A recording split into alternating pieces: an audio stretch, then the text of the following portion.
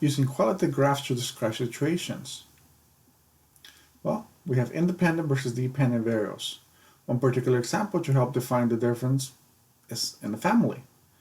A, the dependent variable can be thought of as the kids, and B, the independent variable is therefore the parents.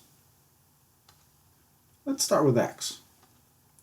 And Y, of course. We have the input, which is defined as our X value, and the output is defined as the Y value. We have the independent is the input or the X value. Notice the prefix in. So input and independent. To help you remember this. Output, therefore the Y value, is the dependent variable. And let's reference them to parents and kids.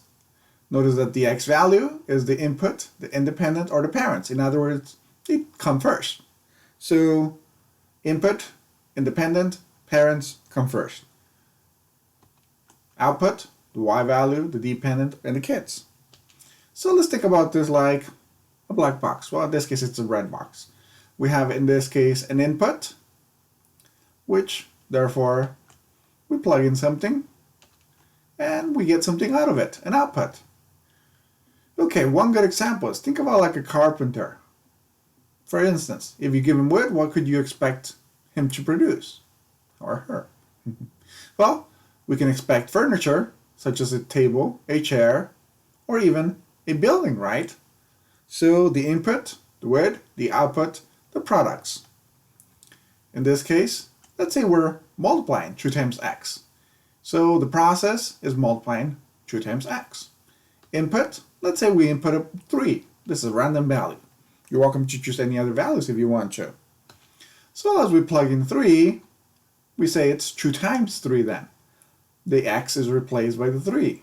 So 2 times 3 gives us the output of 6. So the input 3, the output 6. Independent value 3, the dependent value came out to be 6. Another input, 4. Well, let's plug it in. 2 times 4, 8.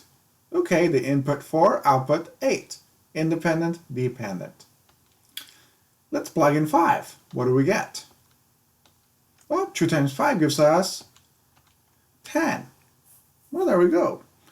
Keep in mind, in this case, we're increasing by 2. So 6 plus 2 would give us 8. 8 plus 2 would give us 10, etc. So we can also build this like a table. So a table has an input, or your independent variable, or the parents, which comes first, right? So keep in mind, x always comes first. If you build this in a coordinate, it'll be the same thing. X is the variable that always comes first, followed by the y value, or the output, the kids. So let's build our table from what we previously calculated. 3, 4, and 5 were our inputs, or our independent values. And for this case, our outputs, 6, 8, and 10 were our dependent values. So you had to plug in a 3, a 4, or a 5 in order to be able to get a 6, an 8, or a 10. And do keep in mind where you can always graph them. You can graph them on a 2-axis plane. So x and y axis, of course, where the x value is the independent variable. Keep in mind this is always in this format. Your x is always the independent. So let's relate it to the x. And your y value is always going to be your dependent variable. So once again, this will not change. So we can also do 4-axis graphing. It's a similar format. X is always your independent. Once again, y is always your dependent. This ideally will never change. So keep that one in mind.